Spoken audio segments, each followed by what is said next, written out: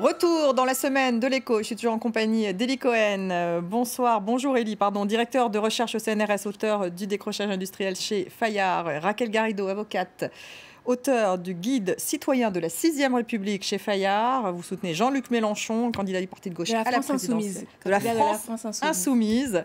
Denis Jacquet, président de Parrainer la croissance, auteur de Ubérisation, un ennemi qui vous veut du bien. Et c'est chez Duno.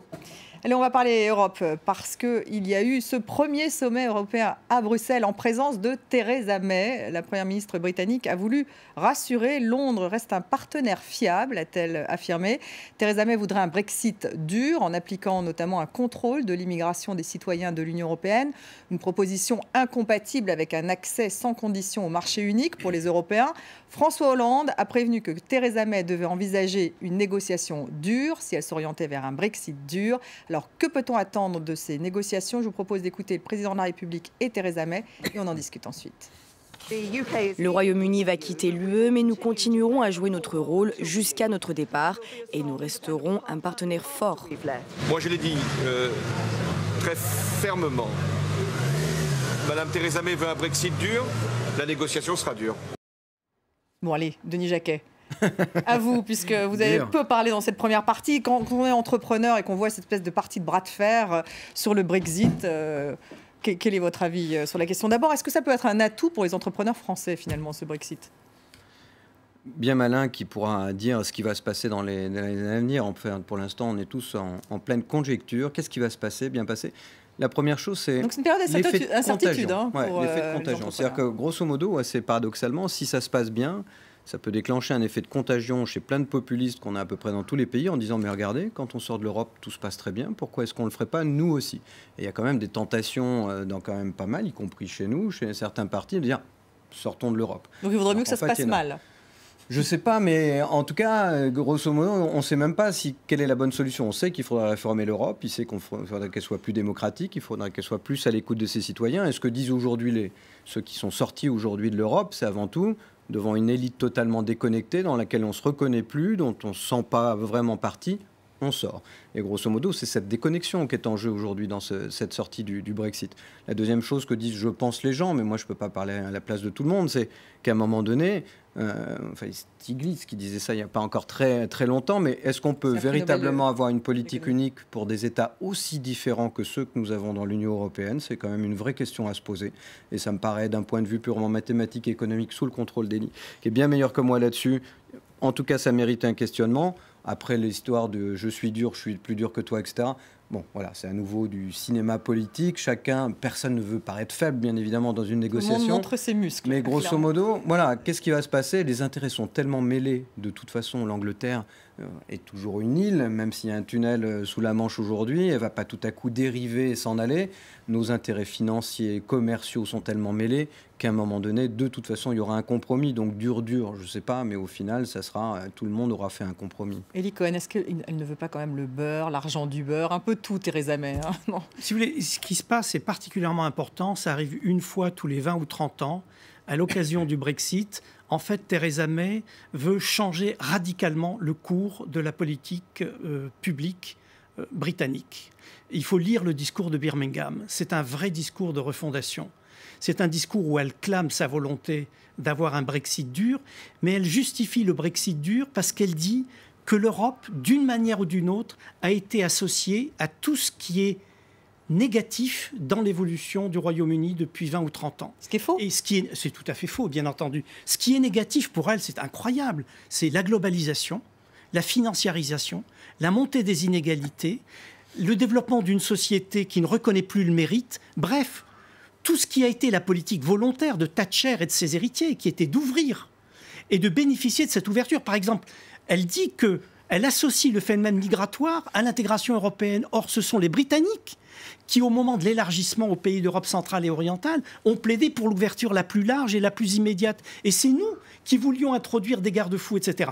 Donc, si vous voulez, quand vous lisez son texte, vous vous dites, en fait, elle se saisit de ce référendum pour imprimer un cours radicalement nouveau au Royaume-Uni. Et c'est un retour de l'État d'ailleurs. Avec un retour de l'État. Elle prône la politique industrielle. Elle prône une politique fondamentalement volontariste en matière de politique du logement. Elle veut le développement du logement social. Elle veut que les salariés soient présents dans les conseils d'administration. C'est incroyable.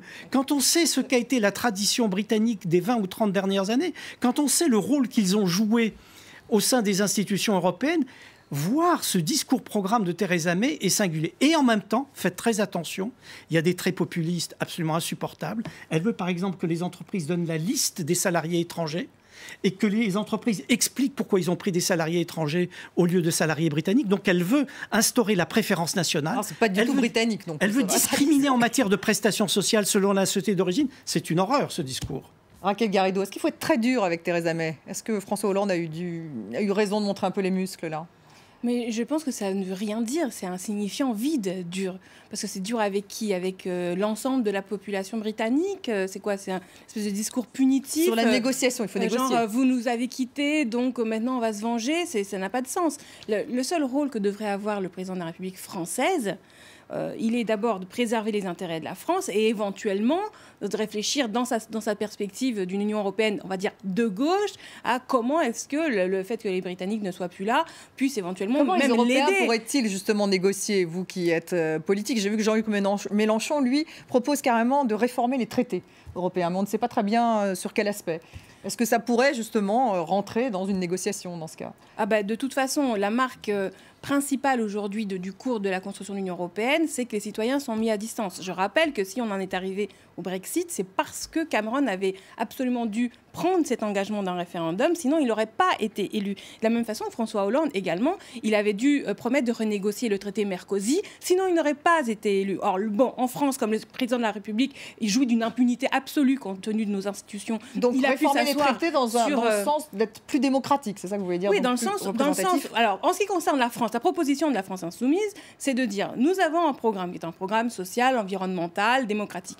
S'il est compatible, dans la mesure où il est compatible avec les règles européennes, on l'applique, et à partir du moment où les règles de l'Union européenne, qu'elles soient de nature de directives, règlements ou traités, viennent s'opposer à la réalisation de ce programme, on est dans une logique de renégociation et éventuellement avec les 27 autres, les 26. Éventuellement de désobéissance. Moi, très franchement, j'y crois guère à l'Union européenne à 27 qui soudainement se mettrait à avoir une politique de préservation de l'environnement, des droits sociaux. Depuis l'élargissement, c'est une mise en concurrence de tous les peuples les uns contre les autres, dans une guerre économique absolue où la seule chose qui vaille, c'est de faire une concurrence sur le terrain des conditions de travail, des salaires. Donc les gens finissent par s'entre-détester. Et effectivement, aujourd'hui, l'idée, c'est de rompre avec ça pour essayer de construire quelque chose qui soit positif. Vous parlez rupture, Denis Jacquet. Faut-il repenser l'Europe? Alors j'ai vu une proposition de Thomas Piketty qui paraît toute bête mais assez intéressante, de multiplier par 10 le budget d'Erasmus, dit-il. Ouais. Parce que, oui, mais alors, à la limite, ça fonctionne. Pourquoi ne pas donner plus d'argent à l'éducation à l'européenne? Non, mais pourquoi pas? Mais le problème pour les entrepreneurs, c'est que l'Europe, pour nous, ça n'existe pas. Alors, ça existe par certains côtés, puisqu'il n'y a pas de taxes, on a un régime qui est ouvert, etc. Mais tout le monde sait très bien qu'entre une entreprise qui se crée en France, en Allemagne, en Italie ou aux États-Unis, vous avez un seul marché qui, lui, a vraiment 360 ou 340 ou 320 millions d'habitants. On dit qu'on a le même en Europe, sauf que vous avez des cultures, des façons de faire au quotidien, culturel, mais au niveau législatif, c'est tout de même... Non, parce qu'en réalité, il y a des normes qui sont mises en place, mais chacun protège son marché. Donc, au final, la liberté de circulation, elle n'existe pas. Essayer de gagner un appel d'offres quand vous n'êtes pas allemand en Allemagne, en Angleterre, c'est juste une illusion totale. Mais chacun le fait. Il y a pratiquement que la France qui ne le fasse pas aujourd'hui. C'est-à-dire qu'elle elle applique les règles à la lettre, voire même elle les augmente par rapport aux autres. Quand l'Europe dit 10, elle dit 20 la plupart du temps. Mais aujourd'hui, tous les entrepreneurs vous diront, essayez de gagner un appel d'offres public, notamment dans la plupart des grands pays européens, c'est tout à fait impossible. Ils sont tout à fait sous protectionnisme depuis toujours. Donc, c'est pas une réalité. Il y a autant de langues que de pays, autant de cultures. Il y a des systèmes de développement. Cette idée, une idée européenne. Je pense qu'en fait, ce que dit très bien Elie, c'est Theresa May, elle surfe sur quoi? Sur la perception qu'ont les gens de l'Europe. C'est-à-dire qu'ils attribuent à l'Europe tous les maux de la terre, alors qu'en réalité, c'est chacun des États qui se l'est la plupart du temps fabriqué. Donc, il faut redonner de la pédagogie à l'Europe, c'est-à-dire expliquer ce qu'elle fait au quotidien, et elle ne sait pas l'expliquer. C'est le grand drame aujourd'hui. L'Europe ne sait pas expliquer aux citoyens ce qu'elle a fait ou ce qu'elle n'a pas fait pour elle, et vraisemblablement que même si sa structure technocratique est assez lourde, grosso modo elle n'est pas si lourde que ça, mais grosso modo c'est quand même elle qui pilote le truc. Donc à un moment donné, c'est cette déconnexion, mais qu'on retrouve partout, qui est vraiment très importante. En l'occurrence, en France, juste un petit mot là-dessus, en France, il y a eu un débat approfondi sur le traité constitutionnel européen en 2005, qui n'était pas un débat superficiel. Vraiment, les Français ont lu les articles, ont lu les chapitres, etc. Et les Français ont voté non à 53%. Donc là, en l'occurrence, c'est pas que l'Union européenne ne s'explique pas. On a passé outre, les Français ont très bien compris et n'en veulent pas. Cohen, comment refonder l'Europe? On n'a plus beaucoup de temps. Alors je sais que je cite Thomas Piketty parce qu'il a donné une interview dans l'Obs. Créer un budget commun, un impôt commun. Bon, on sait que les Allemands n'en veulent pas. Est-ce qu'il y aurait une idée, quelque chose d'intéressant pour faire avancer l'Europe face justement à cette espèce de délitement auquel on assiste? Je crois que la priorité essentielle, c'est de stopper justement le délitement général. Je suis très frappé de voir que maintenant on discute même en France banalement de sortir de l'Europe.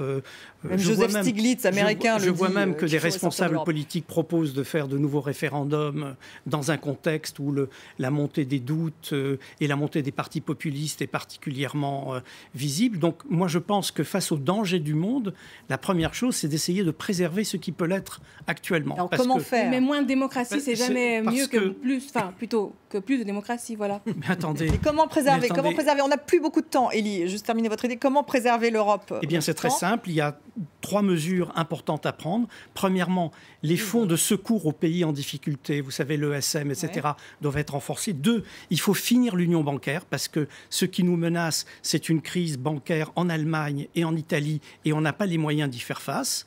Et puis troisièmement, il faut redonner une envie d'Europe et donc effectivement renforcer le budget européen par des actions qui font sens, notamment ce fonds d'indemnisation du chômage ou cette extension d'Erasmus à la formation professionnelle et à l'apprentissage. Merci à tous les 3. Merci à vous de nous avoir suivis. Restez avec nous sur France 24.